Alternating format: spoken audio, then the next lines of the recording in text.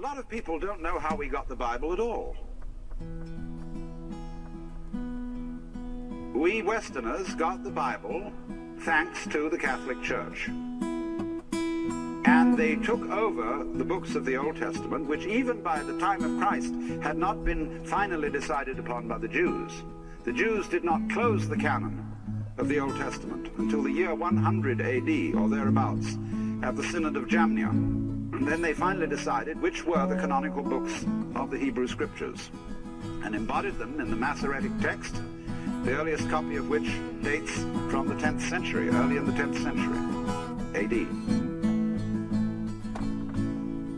The books to be included in the New Testament were not finally decided upon until the year 382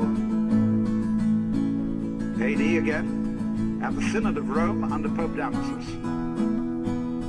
So it was the Church, the Catholic Church, that promulgated the Bible and said, we are giving you these scriptures on our authority and by the authority of the informal tradition that has existed among us from the beginning, inspired by the Holy Spirit. So you receive historically the Bible on the Church's say-so. And the Catholic Church insists, therefore, that the Church, collectively, speaking under the presumed guidance of the Holy Spirit, has the authority to interpret the Bible. And you can take that or leave it. Hindus believe that the Vedas are divinely revealed and inspired with just as much fervor as any Christian or any Jew. Muslims believe that the Quran is divinely inspired.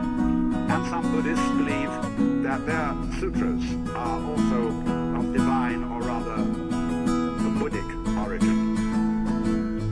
The Japanese believe that the ancient texts of Shinto are likewise of divine origin. And who is to be judged? So, if the Church says the Bible is true,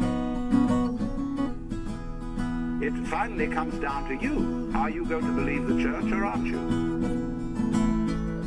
So really, I won't deny anybody's right to hold these opinions. You may indeed believe that the Bible is literally true and that it was actually dictated by God to Moses and the prophets and the apostles. And that may be your opinion and you are at liberty to hold it. I don't agree with it. I do believe, on the other hand, that there is a sense in which the Bible is divinely inspired.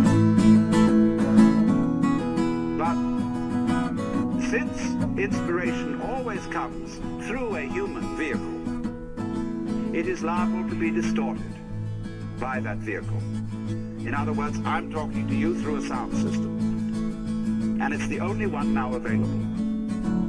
Now, if there's something wrong with this sound system, whatever truths I might utter to you will be distorted. My voice will be distorted. And you might mistake the meaning of what I said. Now, so therefore, everybody who receives divine inspiration, and I'm using that in a very loose way, but anybody who receives it will express it within the limits of what language he knows. And by language here, I don't only mean English, Latin, Greek, Hebrew, or Sanskrit. I mean language in the sense of what sort of terms are available to you. What kind of religion were you brought up with? Is that Jesus of Nazareth was a human being, like Buddha, like Sri Ramakrishna, like Ramana Maharshi, etc., who early in life had a colossal experience of what we call cosmic consciousness. Now, you don't have to be any particular kind of religion to get this experience. It can hit anyone, anytime, like falling in love, in greater or lesser degree.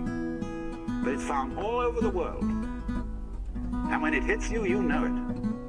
Sometimes it comes after long practice of meditations and spiritual discipline. Sometimes it comes for no reason that anybody can determine. We say it's the grace of God. That there comes this overwhelming conviction that you have mistaken your identity, that that what you thought, what I thought was just old Alan Watts, was only completely superficial. So you can very well understand how people to whom this happens feel genuinely inspired.